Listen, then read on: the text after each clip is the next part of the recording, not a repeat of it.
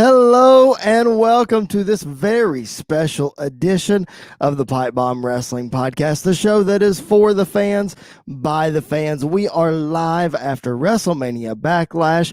I am your host, Mr. Podcasting, Chris Belcher. Make sure you follow me at Chris Belcher24 as you see right there on your screen. If you are listening the day after that we are live, of course, this is posted in our audio feed. Thank you for checking us out as well. You can check us out wherever you find your podcast, but make sure you head on over to YouTube, hit that subscribe button. That way you can see us every time we go live and you can see our smiling faces on every episode that we do. We greatly appreciate it. And guys, if you are checking us out tonight, make sure you drop a comment. Let us know what your thoughts are for WrestleMania Backlash. We want to interact with you. We're going to give you our thoughts as well. I am not alone tonight, ladies and gentlemen. I have got a very, very special guest that I can't emphasize very enough because, ladies and gentlemen, the man is back for one night only. Maybe we can talk him into more. Who knows? Ladies and gentlemen, Brad Beal is in the house to help me cover all things WrestleMania Backlash. What's up, man? Not much, man. I'm glad to be back. Man, I am so glad that you're back. I'm so glad you watched this pay-per-view. So glad that we were able to catch up, and we're gonna break this thing down. It's gonna be great. Oh yeah, man. I had a great time. If I'm being really honest with you, I don't know if this is a great thing to say right up top, but I haven't watched a ton of the current product leading up to this. But I mean, WWE does a great job with all the recap videos and everything. I feel like I needed to know for the night. I do know, and I thought the show was good. So I'm stoked to talk about it, man. Heck yeah, man. Let's do it. I'm pumped about it. Let's get right into it. But before we do, make sure you're following us at PBW Podcast on Facebook, Twitter, and Instagram. Again, hit that subscribe button on YouTube, on Twitch, and on Apple Podcasts, Spotify, wherever you get our fantastic show. Make sure you subscribe. That way that you get an alert every time a new episode drops. Here we go, man. Raw Women's Championship triple threat match. Rhea Ripley retains the title over Asuka and Charlotte Flair. Brad's already got a thought. I love it. This is great. Hold on. Okay, first of all, before we even hit this, are we not going to talk about Ricochet wearing pants? Like skinny jeans? I didn't know if you wanted to talk kickoff show or not. So Ricochet wearing pants, impromptu match. He and Sheamus. Yeah, that was kind of strange, I thought. Yeah, I kind of like, again, I don't know if they've done this with his character a lot recently, but it seems like, I mean, they still refer to him as like the superhero of WWE, sure, but it seems like his personality is less of that. Kind of dig it. Well, yeah, I mean, I kind of dig it too. Obviously, with his aerodynamics and his high flying and all that kind of stuff, it fits the superhero mold. But at the same time, he needs a little bit more of an attitude. I don't know why he's fallen from grace so much. Like, I don't. Yeah, he's the only one of his kind that does what he does. Yeah, and any complaint I could have of Ricochet, and there's a few. I'm a complainer, so I have complaints about everybody, but man, it's always masked. You're a skeptic. That's what it is. I'm a mark, and don't you forget it.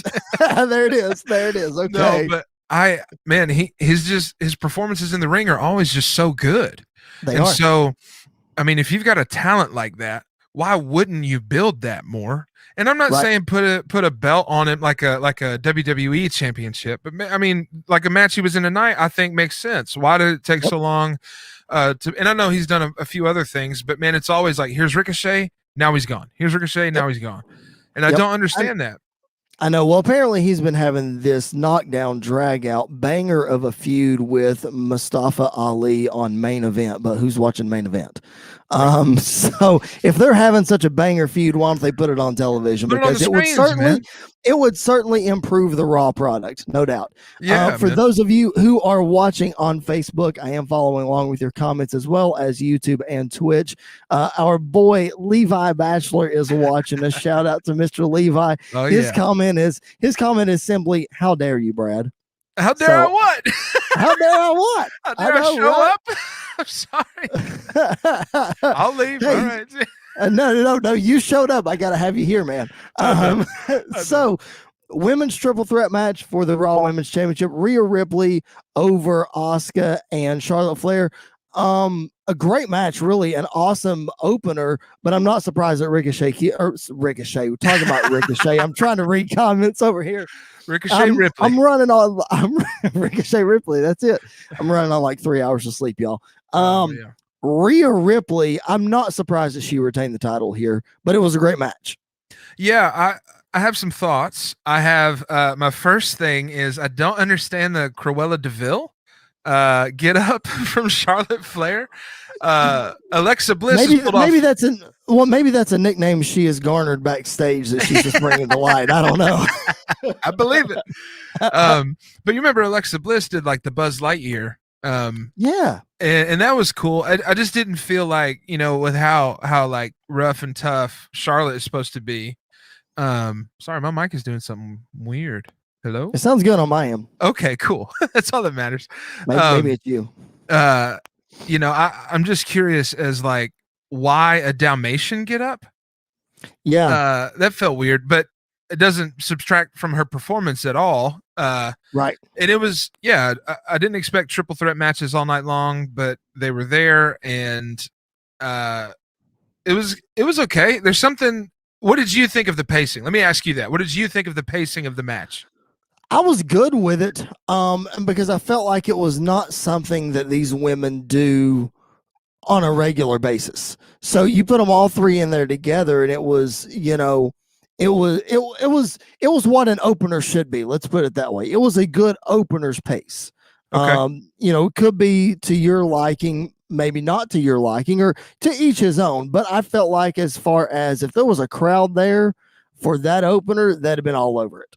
Yeah, I don't disagree. I just felt, and not only with this match exclusively, I actually felt a couple different ways throughout the night that maybe there were some last minute changes, or maybe there was something going on, because it seemed like maybe, some of the stars got confused about what was happening, or they didn't know the next move, and maybe it was a little bit slower than they normally would have done it. Not that it was bad. I was kind of picking up on that, like, and this is all right. Sure. I didn't. Yeah, well, and I get that too. And I've always said that I feel like that matches with Asuka are sometimes difficult to communicate, and that's nothing against Asuka. That's just a language barrier. It's just the truth of it, man. Yeah. Yeah. Also love that she come out and said this is bull crap in the promo. Bull crap. I was like, right. Yes. Right. I did think the one spot in the match that I thought was so lame was the cartwheel before the big boot. Like, it just took too much time. I could have done without that. Yeah. I mean, I get it. You're showing off her athleticism, and dude, Charlotte is amazing. She's always willing to give 110% of everything. I mean, she is throwing her body around, landing on the outside. Like she does. Yeah. Yeah. And like landing on the like flat on the outside of the ring all the time. She does not hold back. She doesn't pull. Yep. So, man, Charlotte's amazing. But the cartwheel, I was like, come on. I know that was a little over the top. Yeah, for sure. I mean, she definitely has the athleticism. She's probably the most athletic next to Bianca Belaire in the entire women's division. Before we get to Bianca Belaire, though, it looks like, especially the way this match ended, it looks like we were going to see Rhea Ripley versus Charlotte Flair one-on-one again, probably SummerSlam. I don't think they'll go the next pay-per-view. I think they'll take it at least to SummerSlam, especially since they'll probably have fans there. Right. So I am anxious to see those two go at it one-on-one again. Rematch of last year's WrestleMania. I don't think those two got the stage that they needed. Of course, nobody did with last year's WrestleMania, but I'm really looking forward to these two one-on-one. Yeah, this is the Pipe Bomb Wrestling Podcast, so it is. Someone needs to drop a bomb at some point, and I'm going to go ahead and drop one early. I think Rhea Ripley's overrated, man. Oh, do tell why you think so, because I disagree. Okay, well, one, on the mic, she's horrible. Mm-hmm. Like it couldn't sound more scripted to me. Okay, granted, that can improve. That can totally improve. I'm not saying that it can't. And just in this match in particular, it felt like she wasn't doing anything special. I mean, Charlotte Flair is the superstar, and she's more experienced. She's the veteran. I get that, and it's supposed to come across that way, especially to set up something on down the road. But Yep. it was just I just kept thinking it tonight. I'd love to be proven wrong. Can't wait to see. I'm glad she's still the champ. I'm glad they didn't just immediately take it off her and put it on Charlotte Flair. She doesn't need that. Like, so I'm with you. I'm excited to see Rhea Ripley continue on in SummerSlam and more storylines and stuff. But I just tonight I was like, I don't get it. Well, and I think to that point, as far as promos are concerned, whenever she was, by the way, if you don't like that opinion, I flashed Brad's social media up there to you. I'll do it again. Send your hate tweets to @the_Brad_Beal on Twitter if you don't like that opinion. Here's my opinion. I think that Rhea has I don't want to say was dealt a bad hand in NXT, but as far as promos are concerned, she didn't really have a good sparring partner. Her biggest rival in NXT was Shayna Baszler. So you know where that is on the mic. Right. So I think if you give her a long-term feud, doesn't necessarily have to be with Charlotte, but Charlotte can be along the way. Right. That's going to lift her up and show everybody that she can be really good. You got to put her in there with somebody, not necessarily with more experience, but a bigger name, so that Rhea can showcase her skills, somebody that can help put her over. Yeah, I see what you're saying. I'm excited to see her continue in the future. I just, know, everyone online is like, man, Rhea Ripley's incredible. And I'm like, she's all right. So anyway, just my thought. Figured I'd drop the bomb. That's perfect. Less than 15 minutes into this thing. That's what we do here on the Pipe Bomb Wrestling Podcast. We drop bombs every Monday and every Thursday. You can check out our show. New episodes every Monday and Thursday. We got people on Facebook and YouTube tuning in. Our boy, Mr. Andy York, is with us on YouTube. Hello, Mr. York. Mr. Levi Bachelor is still with us on Facebook, and he tends to agree with you there, Brad. It said that the matches that he's seen of Rhea Ripley have not been great either. I'm going to tell you both to go back to her NXT days and watch some of her NXT stuff because it's really impressive. I just think that she's been, between her momentum in NXT, COVID hit, and then now she's trying to find it again. Right. So totally. I think we really have to give her at least this first title run. Right. Then when she drops the title, then let's say, okay, was that a success? What does she need to do better? Right. I agree with you, man. Let me ask you this real quick sidebar. We don't have to spend a lot of time on it. Do you find yourself more often than not, once an NXT wrestler comes up to the main roster, that you're like, hey, go check them out in NXT? It was way better. In a way, yes, because they had the platform to showcase their abilities more. Right. So Levi just commented and said, so Rhea Ripley has zero charisma because she's an NXT product. No, I disagree with that. I think the competition level in NXT with her wasn't necessarily great. She wasn't able to compete in NXT against, who am I thinking of here? The Ember Moons of the world, that crop of Rhea Ripley was the women's division in NXT, and she basically rough shot over everybody. You looked at that roster, and once Shayna Baszler dropped the title to her, I don't feel like anybody had a shot to beat her. Gotcha. She would have had some competition and maybe chase the title a little more, because she chased it for a year and it was fantastic. She won 2019. And like Andy just commented on YouTube, 2019 Rhea was the best, and I think that's why she was able to be a babyface and chase the title. So I don't necessarily think that the NXT version is always the best. I just think they have a much bigger spotlight, able to what they can do, whereas you put them on Raw in a 3-hour show, it's 10 minutes curtain to curtain, do your thing. It's really difficult to be able to do that. Yeah, I get that too. I'm just curious, man, you bring back a Becky Lynch and like Rhea Ripley disappears, in my opinion. At least on mic. You know what I'm saying? Well, I think you got a point there, and I think Rhea and Becky is that feud, possibly even for next year's WrestleMania. I think if Yeah. you build Rhea all year long, and then Yeah. you get Becky Lynch coming in and be like, "Whoa, whoa, whoa, whoa, whoa! You've run roughshod over this division all year long. The man is back in town, Yeah. and I mean, they're hanging from the rafters for that feud. Let me just tell you, Yeah. that's all." All right, let's move on to one of the more controversial matches of the night. Our boy, Mr. Jason Bakowitz, hit me up, and he said, if you think some of the CW was doing is bad, wait till you watch this lumberjack match between Damian Priest and The Miz when all of the lumberjacks were zombies. Yeah. Me of the dead. Brad, you got an explanation for this? Because I'm just telling you, I get it. You know, they're trying to play to Damian Priest because he picked the stipulation, so I get that, but I don't like it. Well, I also, didn't like it at all. You know, there was some paid promo for that movie. Sure there And was. Batista's in it. Looked like Kofi Kingston was in the trailer. Yep. And I don't know how many more, but I hated this idea. I actually loved how they brought it out, though. So Yeah.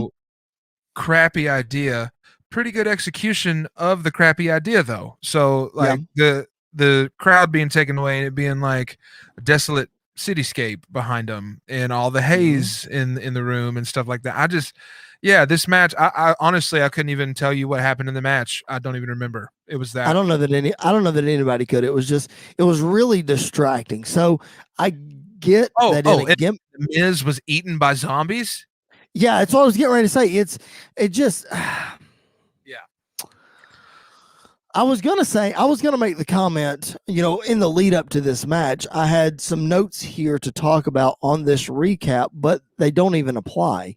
But I'm gonna go back and, you know, kind of pretend this match didn't happen. And I'm gonna say that it's been really nice to see Damian Priest in this feud with The Miz and with John Morrison, because it just shows, number one, how highly WWE thinks of Damian Priest, but number two, man, how highly they think of The Miz, because they put Miz and Morrison in there with Bad Bunny and with Damian Priest. I almost forgot his name. It was going mind blank there. But putting those guys in there, WWE's got a lot of trust in all those guys, man. The Miz, incredibly underrated. Yeah, I agree. And I think if anybody could sell that this stupid gimmick lumberjack thing was going to happen, John Morrison did a really good job of setting up this whole thing. Old Johnny Drip Drip. Johnny Drip Drip. It is a drip drip in his hair. I was like, this is amazing. But oh my gosh, that hair. Yeah, again, man, like I agree with you. Miz and Morrison, individually and together, are underrated, and I don't know if they're looked over or not, but underrated. And Bad Bunny, like it or hate it, that was a big money deal for WrestleMania. And so to have those dudes involved and Damian Priest and to keep that feud going post Mania says a lot, man. So it sure does. It wasn't bad. It's just it was surrounded by this really like silly gimmick. It felt very like late 90s, early 2000s. You know. I've been notorious and been called out for it. Thank you, Jason Bakowitz. For comparing a lot of AEW's nonsense to late 90s, early 2000s WCW. And that was this match straight up. I mean, I'll call it like I see it. It was. Andy, our boy Andy, commenting on YouTube, he says the entertainment side of sports entertainment kind of sucks sometimes. That's true.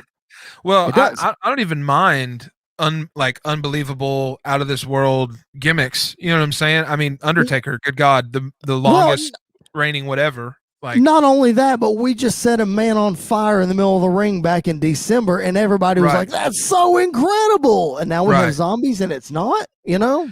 Yeah, I'm just saying this is not something that's ever going to happen again, and that's the problem to me. Right? It's a one-off. What are we going to do about Miz getting eaten by zombies? How are we going to cover that up? Are we just going to AJ Styles this thing? It was like, yeah, I was buried alive, but now I'm here. Whatever. You know? What if they don't cover it up? What if we get Zombie Miz on Raw? I mean, I'm for it. I'm open to anything, man. it was too heavy. The movie's hand were very deep in these pockets, and I mean, hey, it's fine. It's all about the Benjamins, baby. I get it. And I wouldn't be they're mad if I was making getting that money either. Listen, they're making those Benjamins, and if they put that check in front of me, I'm going to put zombies as lumberjacks all day long. Bruh, eat me alive. Don't even care.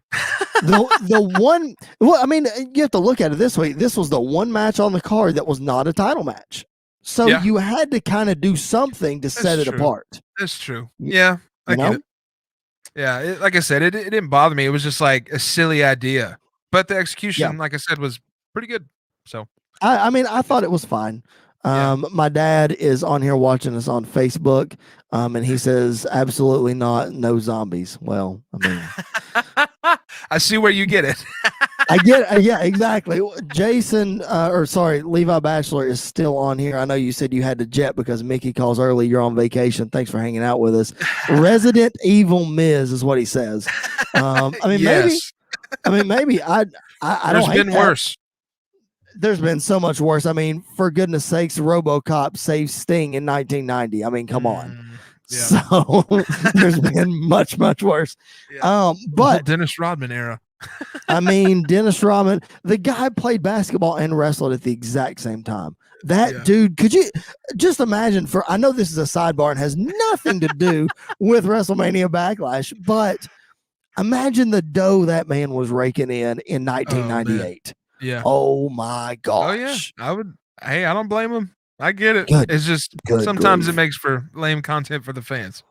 Sometimes it does. You're right. But in any event, that's all we do here on the Pipe Bomb Wrestling Podcast. We drop bombs on you. We talk about all those things that we agree with and we don't agree with. I'm your host, Chris Belcher. You can follow me at Chris Belcher24. You can find our show on YouTube and everywhere you find your regular podcast every Monday and Thursday. And with me tonight, covering WrestleMania Backlash, is the one and only the Brad Beal in the house. Let's get to the tag team title match that was on the show. Rey Mysterio and his son Dominic capturing the SmackDown Tag Team Championships against Dolph Ziggler and Robert Roode. Man, the first father-son duo in WWE history to be tag team champions. I thought this was a really, really good match. Even though Rey wrestled the majority of it by himself, I thought it was really good. Yeah, it wasn't bad. I'm curious why that decision was made. Is Dominic not ring ready? I mean, he's been in matches before, right? So I'm not sure why the call was made, other than maybe to put. I mean, Rey might be coming to the end of his career, and Dominic might be starting his career. So to make Rey look really, really good, his last few runs. Yep. I get that. I think you hit the nail on the head right there because Dominic is absolutely ring ready. I mean, I think he had one of the top matches in 2020 last year against Seth Rollins in his very first match. So I think he's definitely ring ready. I think this was just an element of storytelling. Like you said, give Rey the opportunity to get his butt kicked because we've seen in a lot of tag team stuff with Rey and Dominic, it's been the other way around. Dominic has been the one taking the beating, and then Rey comes in for the save and wins the match. Right. So I think this was just another way to present it. I didn't mind it, though. I thought it was really good. I don't want to speak this into existence, but do you think this somehow leads to Rey and Dominic splitting? Oh, man, I actually thought that was going to happen tonight when Dominic was being interviewed. I was like, yo, is he about to turn on his dad? Because man, first of all, in my note, I took notes tonight just in case I was going to hop on here with you. So be proud of me. Look at you. First thing I wrote was Dominic can't compete. I predict that he comes out later and he wins the titles.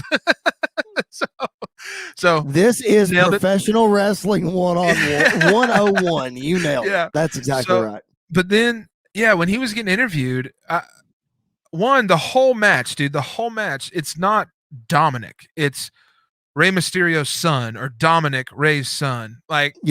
So I got really tired of that, if I'm honest. I was like, man, this kid is going to be given a shot. It's obvious. It's, so at what point do we remove the title of always being connected to Ray. He's always going to be connected, but like in commentary, when do we get to the part where we can stop saying Dominic, Rey Mysterio's son? I don't think you ever do, because Ray is such a celebrated athlete. Like, Right. even when he retires, you're going to see Dominic Mysterio, the son of the Hall of Famer Rey Mysterio. Right. I don't know that he can shed that. Yeah. But then you visit the fact of, okay, just drop his last name and call him Dominic. Well, we see how that turns out for everybody that drops their name. You know, Right. it's kind of dumb. Andy gave us a comment on Facebook. I'm gonna flash it up here. Dominic will turn on Ray at Hell in a Cell, which is the next pay-per-view, because it's on Father's Day. Oh, that's awesome. What a heel turn right there. Oh my gosh. Okay, comment about that later. What a heel turn. My That's goodness. Amazing. Okay. I mean, it makes sense. I'm sold too. Well, I don't think he'll ever shed the name or the connection. I don't think he should. I'm just saying, every time they said his name tonight, you were reminded that he was Rey Mysterio's son. One, I was like, I get it. Two, it was like, man, he needs a career outside of his father's legacy at some point. Yep. And yeah, I think a good way to accomplish that is to have a turn, man. I don't love it. It's gonna hurt me, but I think it'll work. You know, I think it'll launch him. Andy says, Vince, I'll take my check in the mail. See, look at that. Yo, DraftKings, here we go. Win that 10,000. DraftKings.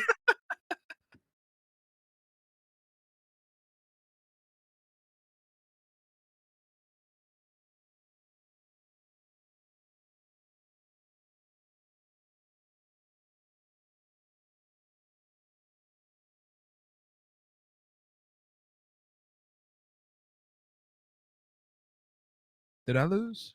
Is Chris gone? Am I gone? Am I still here? I don't have any of the fancy controls if I'm still here.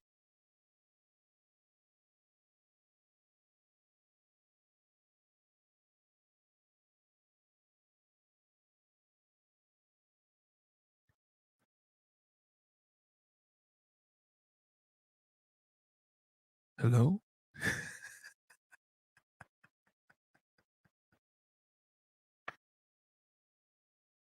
Uh-oh. Am I running solo right now? Am I still here? I'm still on. This is awesome.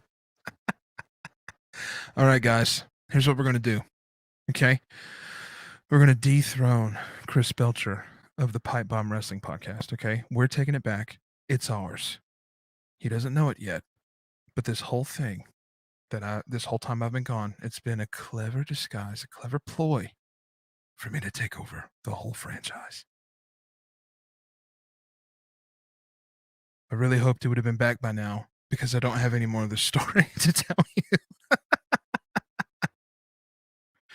I guess we can just keep rolling until he joins in. And do I need to do anything? This is why we need Chris, because I don't know what I'm doing.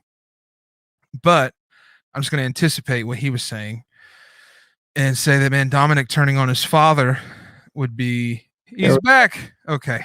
Thank God.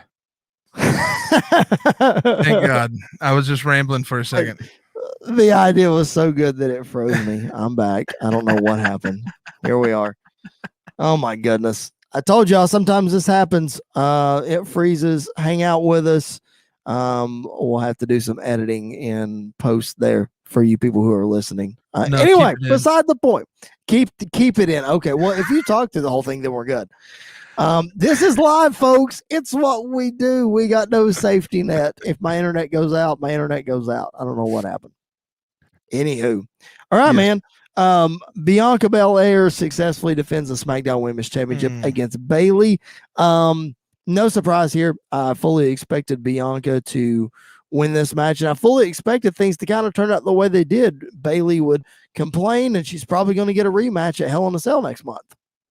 Right. Good. Yeah. It was good stuff, though. I mean, regardless of it being like, okay, here's what's going to happen. Boom, it happened. Okay, very predictable, but it was really good, I thought. Yeah, man, these two together are really great. They're both incredible athletes, great superstars, man. I still, another bomb here. No one's going to agree with me. Still don't like Bayley's character. Still don't think she does a good job Well, as like okay. character. Expound on that. What's your issue with Bayley's heel character? I when I think of heel, and granted, there's like the Ric Flair type heel, who kind of just whiny. Um, like that's what Bayley comes across as to me. And I guess if that's the goal, that's fine. It just doesn't seem, or maybe they took too long to get there. Do you see what I'm saying? Like at first she was trying to be like serious and intimidating, and now she's kind of just owning this part of like she's kind of a brat. And like, I don't know, man. I don't ever love that. I miss like all the hugs and all that stuff. But again, I like the good guys. So I think she is doing like, again, in the ring, man, she's great. I just don't I don't personally love this character for her.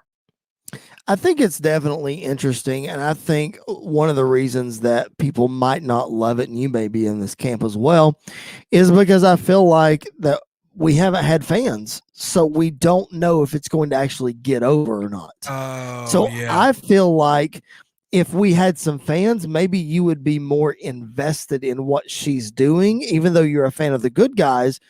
We could see immediate results. You know what I mean? Yeah, she's not.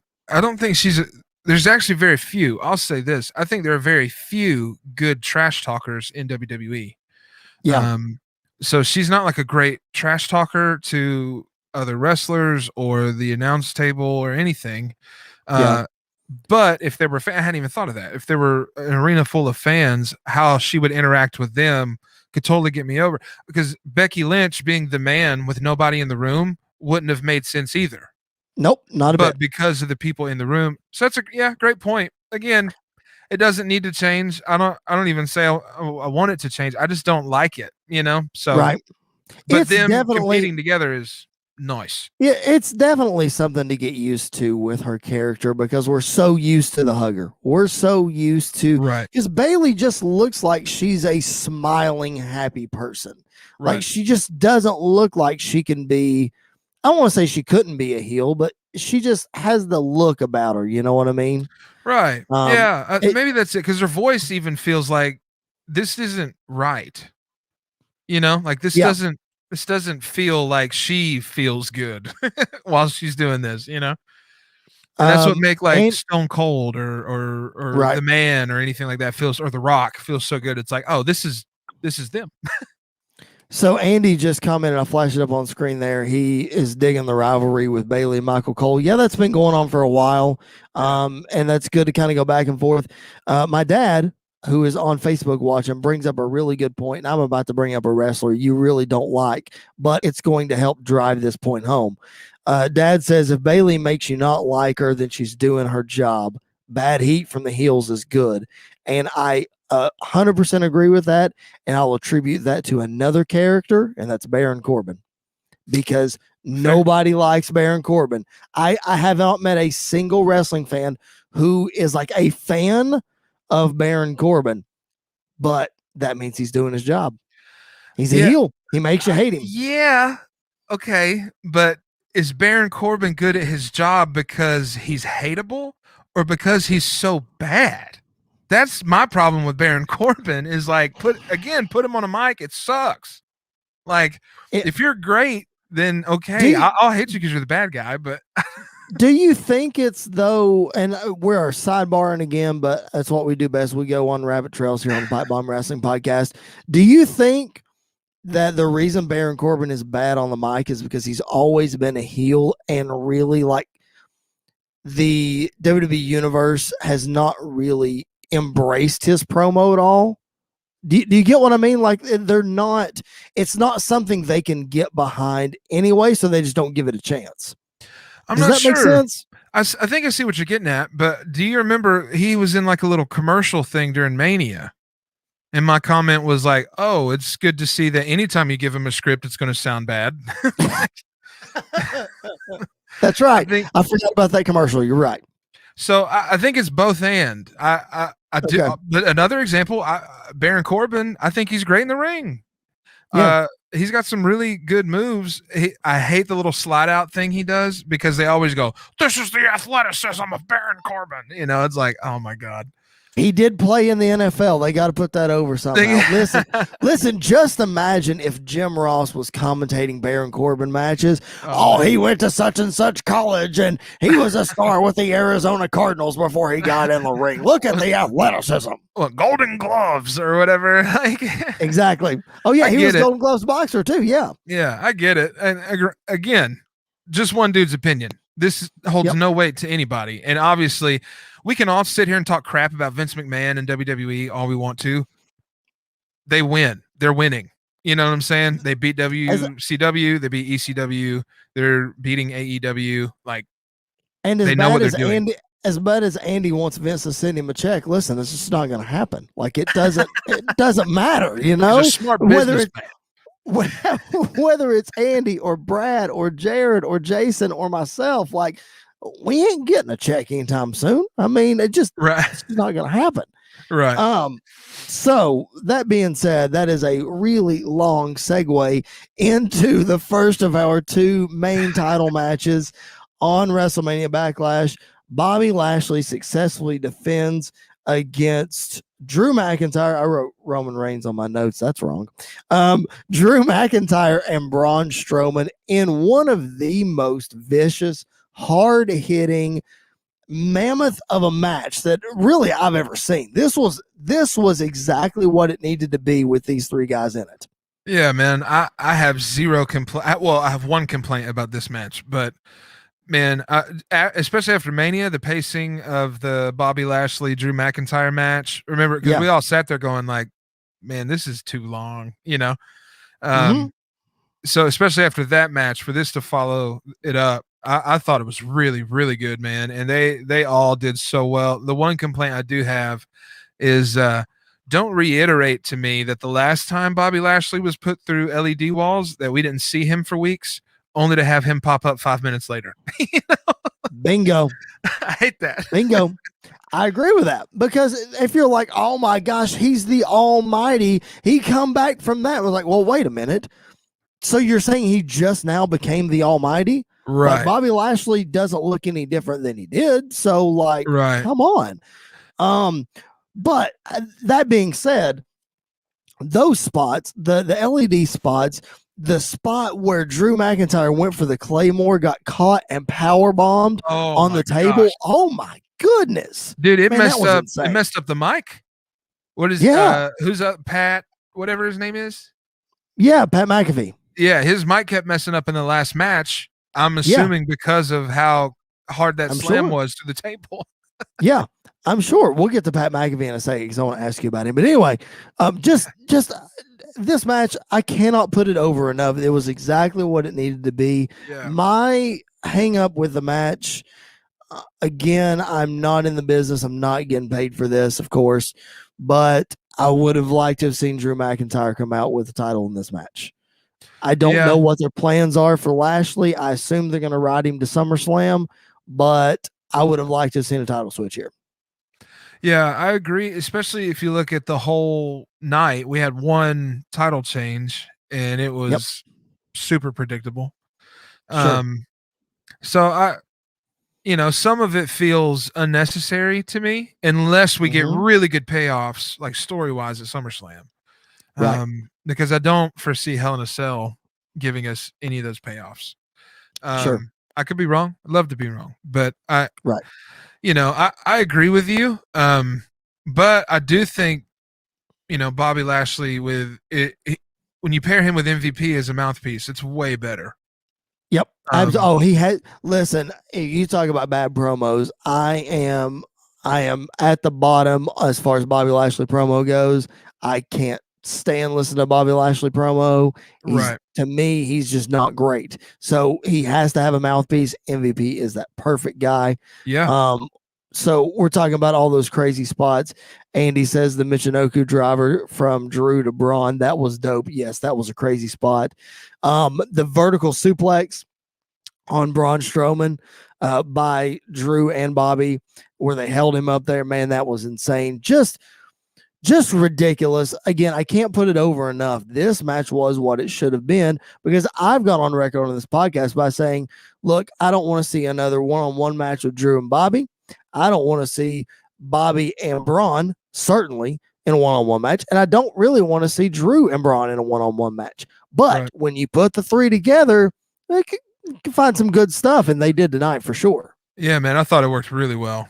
Big fan of this match. So we're gonna go on a little sidebar again, because Andy just brought up a good point commenting on YouTube. Again, if you're watching on YouTube, make sure you drop us a comment. If you're watching on Facebook, make sure you send us some comments as well. We're gonna read those. And if you're listening later on and you have some comments, shoot us some thoughts on social media at PBW Podcast on Facebook, Twitter, and Instagram, and we'll read them on the Thursday show later this week. Andy brings up a great point, and I know you can speak to this. Braun Strowman doesn't get enough credit. I know you're a Braun Strowman fan. I assume that you will agree with his assessment. Yeah, absolutely, man. I think Braun Strowman has, I don't know if he's been buried, if that's the right word, but I always feel like he's not utilized enough, or exactly as Andy said, doesn't get enough credit. Man, he's, especially recently, man, he every time I see him, he's leaner and leaner. He's looking great. He's performing well. Man, he's huge. He's athletic. He's strong. He sells well. Like, man, he's just, he does a lot more than he gets credit for. And I think, you know, those three together, he had a lot to do with some of the good pacing too. So I agree. They all picked up each other's slack, man. So do you think it's a situation where we just talked about Bobby Lashley needing a mouthpiece? Does Braun Strowman need a mouthpiece to be able to get to that next level? Is his promos the issue? Are his promos the issue? Sorry, that was bad grammar. Is his promos the issue? That's that Kentucky coming down, brother. That's what it is. It's late. I'm on 3 hours of sleep, y'all.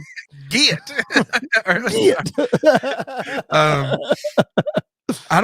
I don't think his promos are terrible. I do think they can improve, but he's kind of embraced, you know, if you hear him talk normally versus him in promos, he's kind of embraced this, like, you know, this like guttural type of speaker. Sure. So I think he's found his lane. I just don't know. He's also one of those dudes, like, man, if you put him at the top and make him unbeatable, who do you bring in to beat him? You know? Sure. So it's always been this weird balance to me of, like, he'll never be Brock Lesnar, to Vince McMahon, at least, you know, he'll never be like Brock Lesnar. So what really do you do with him? So sometimes he's like in everything, you know, his feud with the Fiend and all that, like, it's cool, man. But I'm not sure. This is why we don't book stuff, man, because I'd probably use him too much. Right. So I'd be like, yo, just cue the all the time. Right. Let's just do that. That's true.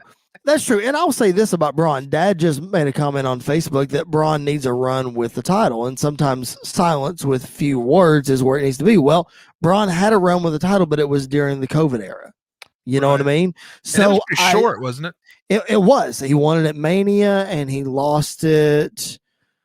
Did he lose it at SummerSlam? Or maybe this pay-per-view before that. I don't remember exactly. But regardless, it wasn't a very long run, and it was during the COVID era. I think he is a guy that just give him a shot. Even if it's, you know, win it at one pay-per-view, drop it at the next, and when the fans come back, and let's see what that looks like. Right. See what actual fans behind Braun Strowman as a champion, see what that looks like, because we have not seen it. And he debuted in 2016, 2015, something like that. Yeah. So we have not seen that. Yeah, and I don't mean to segue in the next thing if we're not ready for it, but no, we're ready. Like, I feel the same way about Cesaro. They literally kept mentioning he may never have a shot like this again. Yeah. And I was like, but why? Because he was incredible, man. Yeah. Like the slam, both of the dudes are very impressive, but the slam or the suplex or whatever, like over two ropes, you know, he slammed Roman. Like, dude, that was crazy. One, for Roman to be able to help him get up, but also, my God, for Cesaro to pull Roman freaking Reigns, dude, over the ropes like that. And like, he's just every match I see Cesaro in, Loved him at Mania. Him and Rollins at Mania was Yep. probably one of my favorite matches. Mhm. So good. And then this match was great, man. And it had a lot of different elements in it. It wasn't just a brawl. It wasn't just he got, his right arm was injured. That had to come into Yep. play. We kept revisiting that over and over. He kept overcoming, he kept getting it out. It looked like he was coming back. Like, man, it was great. I thought the Yep. last match was really good too. And I It really was was. worried that they were going to bury Cesaro in this Roman Reigns Uso feud thing. So I'm glad that didn't happen until after the match. But the Right. whole time I was worried that, Cesaro was just going to get forgotten because of this Uso thing. Right. Well, I think the reason that I don't think he'll get forgotten is because so many guys backstage are so high on him, and now that he is getting this shot, Right. Paul Heyman, one of those guys that's really high on him.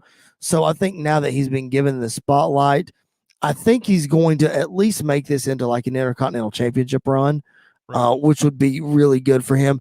Andy just commented on YouTube, and Andy, I want you to follow up on this because I know you're watching. He hated the commentary in the main event. So give us a little bit more detail on that so we can go into that. But one of the stats that I saw online is you were talking about Cesaro and finally getting an opportunity. This is Cesaro's first one-on-one match for a title since 2017. Wow, It's man. been a minute for the guy. Yeah. It's been a minute. And I think I've said this on the podcast before. I think his problem is also a promo. I think his problem is a lack of character development, shall we say. Yeah. So you've got the Swiss Superman. Okay, Right. what is that about? Right. Is it just about feats of strength? Okay, then he needs to turn over ambulances like Braun Strowman. What exactly is it about? You know what I mean? Cesaro has had many successful tag team runs, which has given him a guy to play off of. But as far as a character of his own, what is it? And I think that's where we have been lacking through the years of him getting a legit run. Yeah. I Just don't my disagree thoughts. with you. I'm curious, do you think it should be that way? Do you think, skill on the mic or character development should keep a great wrestler like Cesaro from getting the runs he deserves? I think it's a matter of you really at least to have an establishing run, you got to have some sort of total package. I think if you're going to have, if you just have like one run, and he has one run with the title for a month, and then that's that, I don't think it matters as much. But for you to establish yourself as a top guy, yeah, I think it's an issue. Yeah, I think he needs to. I think he needs to have a promo. He's got an incredible personality outside of wrestling, but he hasn't had the opportunity to get that translated onto the big screen for some reason. I don't know. Andy followed up with us and he said it seems like they're putting Cesaro down way too often and never really brought him up. I'm going to disagree on that. Here's why I'm going to disagree is I felt like the commentary lended itself to Michael Cole and Pat McAfee really being fans, like legit fans of Cesaro. It seemed like that through the commentary, even though that they may have been putting him down, trying to build Roman up, but every time Cesaro would make some sort of comeback, it seemed like they were cheering for him. Come on, Cesaro, come on, yeah, yada yada yada. So I felt like that they did a pretty good job of doing that, but I don't know. Maybe Andy's got a point. What do you think about that? Yeah, broad stroke here. Yep. One of the turd sandwiches I was gonna say was just commentary in general, man. Okay. Just because I don't know who's the new dude on Raw. Adnan Virk. Yeah, he sucks. Just gonna say it, dropping it. He sucks. Pat McAfee is a little bit better. But I tend to agree with you a little bit. I also agree that like this version of Roman Reigns makes sense. And it took way too long to get here, but yep, it sure did. I mean, the face of the company, I don't know if there's any kind of bias that plays into that with the commentary. Mm-hmm. I didn't feel that. I wasn't noticing that, Right. I should say. I was more I watching agree. Cesaro. So I didn't I agree. notice what Andy was saying, but that doesn't mean that, I mean, we go back and watch it, maybe, oh wow, yeah, they're really putting him down or whatever. I just Right. think Absolutely. so do you think the era of a Goldberg is over, where you can just come in, like, kick everyone down, take names, and walk out, and that's it? That's all you got to do? You think it's Well, over? I think yes, to an extent. I think if you get, so again, I hate to harp on this, but I think if you go back in there with fans, I think this is totally different. I think you mentioned just a minute ago it's taken too long for Roman to get where he is. WWE saw an opportunity with no fans to take a chance on this Roman Reigns character, Right. because I can guarantee you, if they would have done this with a crowd, within a month of Roman and Heyman being together and him being the champion, the crowds would have cheered him. I guarantee it. Yeah, fair. Just because this is the Roman that we've been wanting. This is the personality that Roman needed to show, and he's now showing it, and people can get behind it, which is going to make him an even bigger babyface once he finally turns again. Right. I think it's going to be great. I'm curious, has Cesaro ever been a babyface? Because I've only known him as like, the Bar, and they were kind of heels, I think he's been a babyface. I think when he first came up from NXT, he was a babyface. So that would have been like 2014, 2015. I think his run with Tyson Kidd, he was a heel. I think he's really only been a heel. I don't think he's really gotten a good shot at being a babyface. But Dad made the comment on Facebook that he continues to prove that he can go with anybody in the ring. And if they give him the opportunity with a mic and just let him go, then maybe he can get himself over a little bit more. And I agree with that. Yeah. I'm curious if he could go a little old school and be like just the good guy, like, yeah. I'm not saying like say your prayers, take your vitamins, but something more like that than what we're used to. Just because, I mean, your dad's absolutely right. He went with Roman Reigns, dude. It's the face of the company. Yeah. So like, and he did great. It was a great match, and him and Rollins at Mania. Oh my God, man! Like, yeah, he can do it. He's got the skill. And he's got, especially in the ring, he hits those little spinny whatevers in the ring, and everyone starts counting. And he can work the crowd with that. Sure, I'm just curious if he would be better at being a good guy on a mic than he would be being a bad guy on the mic. So anyway, just a thought.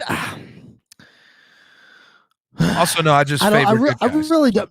No, I really don't. I get it. I really don't, because we haven't seen it. So I feel like I can't give a good assessment on one way or the other. Here's an interesting thought. We haven't talked about the finish of the match yet.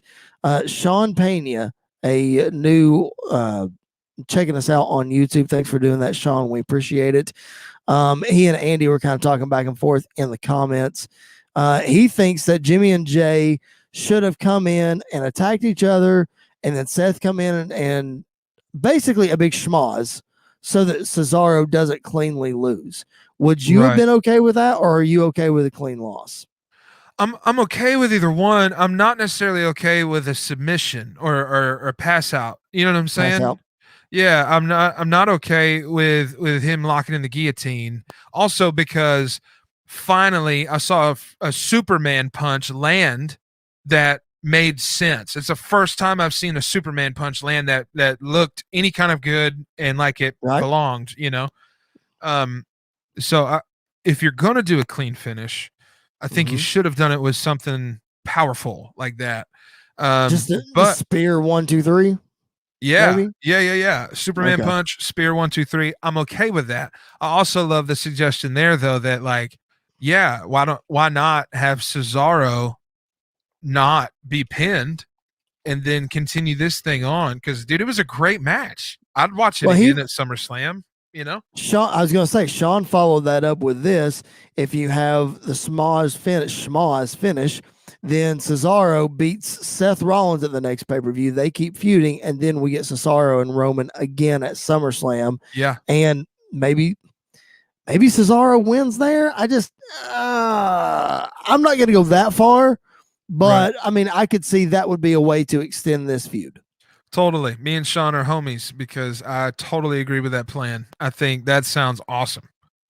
So shout out to Sean for checking us out. Shout out to everybody else who is watching us on YouTube, on Twitch, on Facebook. This is the Pipe Bomb Wrestling Podcast. I'm your host, Chris Belcher. This is the Brad Beal sitting with us tonight. We greatly appreciate it. Make sure you follow us on social media at PBW Podcast. Hit that subscribe button. That way you get our episodes every Monday and every Thursday as we get ready to wrap up here. Tyler Peters, the man that I shared the commentary booth with last night at CCW Luchamania 2, is checking us out. Thank you, Tyler. It was fantastic doing commentary with you last night. For those of you who are listening that know nothing about what I'm talking about, tune into this Thursday's episode, and I will give you the rundown on all of that. It was a blast. That's why my voice sounds gravelly, and that's why I'm on 3 hours of sleep. But nonetheless, it was a fantastic show. We're going to talk all about it on Thursday's show. So, man, as we're wrapping up on this WrestleMania Backlash, normally the pay-per-views after WrestleMania are a little bit of a letdown. I don't think that was the case tonight. If I have to judge this one, I'm going to pull an old Conrad Thompson here. Thumbs up, thumbs down, thumbs in the middle. I'm giving this pay-per-view a thumbs up, man. I really enjoyed it. What say you? Yeah, I agree. Again, there were a couple moments for me where pacing felt a little weird. So I don't know if maybe there were some changes or what. I don't know what was going on. But other than those few moments, I thought it was good, man. I always love to see title changes, but I understand we're building to other things. But man, I thought it was thumbs up. Thumbs up. Well, that's been the issue with the pay-per-view after WrestleMania is typically you're not going to get a title change because the champ's been established at Mania. You know what I mean?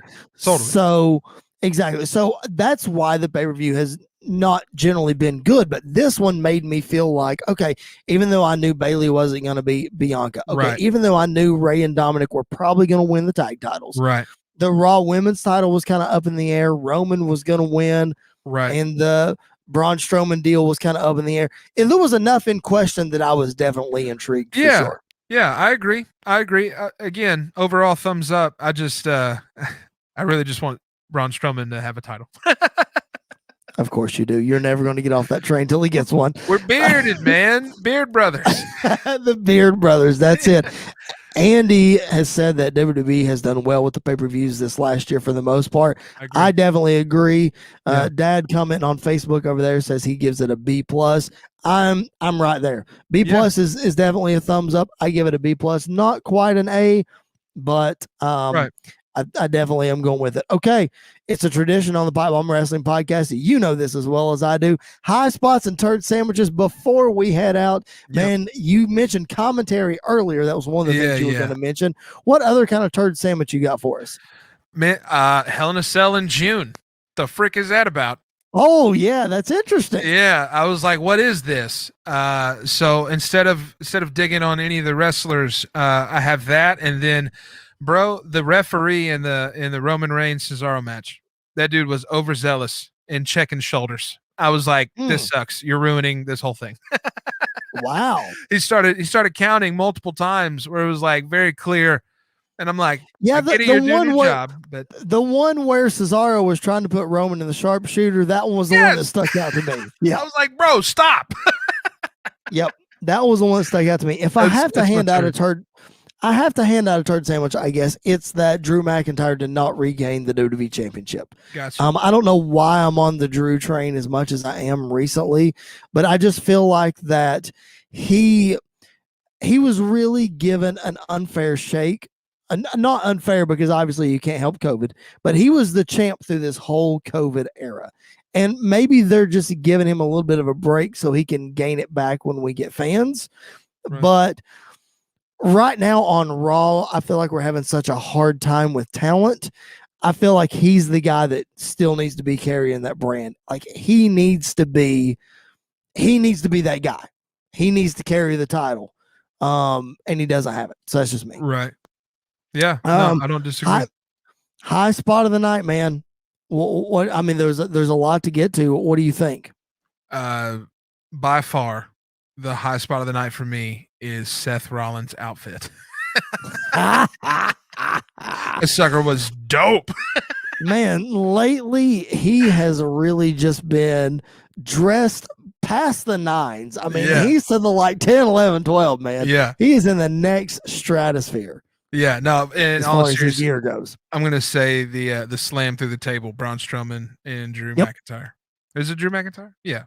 Yeah, it was Drew McIntyre. Yeah. I am going to say that. Oh, here you go. Andy says that Seth suits are the best thing in WWE right now. I mean, that's I believe it. Possible. If the one tonight was any indication, I totally agree. Yep, that's it. That's it. He has had some good threads here lately. I'm going to say that my high spot, and I'm going to be a cop out here. My high spot was the zombie lumberjack match. I'm just kidding. That's for Jason Backwoods because he expects me to put this thing down. I'm just saying. Awesome. No, my serious high spot is Roman Reigns. I think that that guy is a superstar, and over the last 7 years, he just hasn't gotten the credit that he deserves. And now that we're kind of letting him loose with this character, I mean, you could do this with or without Paul Heyman at this point. This character with Roman Reigns, it is top notch. He is right now, and I feel like a lot of fans would say this, even though they put him down for so long, he is in a different stratosphere than everybody else right now. I mean, he is just, there's Roman Reigns and there's everybody else on the roster. Yeah, I don't disagree, man. That's good. That's where we're at. All right, man. Brad is back. He has made his return to the Pipe Bomb Wrestling Podcast. Hopefully, we will be seeing a little more of you. Thank you for hopping on and reviewing this pay-per-view with us. Yes, sir. Thank you for having me. It was a blast. Absolutely. All right. For Mr. Brad Beal, I am Chris Belcher. Once again, you can follow Brad at the Brad Beal on Twitter. It's right there. You can follow me. I am at Chris Belcher 24 on Twitter and Instagram. Make sure that you follow the show at PBW Podcast. You can find us every Monday and Thursday wherever you find your podcast, as well on YouTube, so you can see our smiling faces doing this show. We appreciate if you hit that subscribe button. That way you get an alert every time that a new show comes up. If you forget all that information, I did forget one. Buy yourself a fancy t-shirt. ProWrestlingTees.com/PBW podcast. That is the best way to support the show. Now, if you forget all that information, you can check out the fancy ticker we got at the bottom of your screen.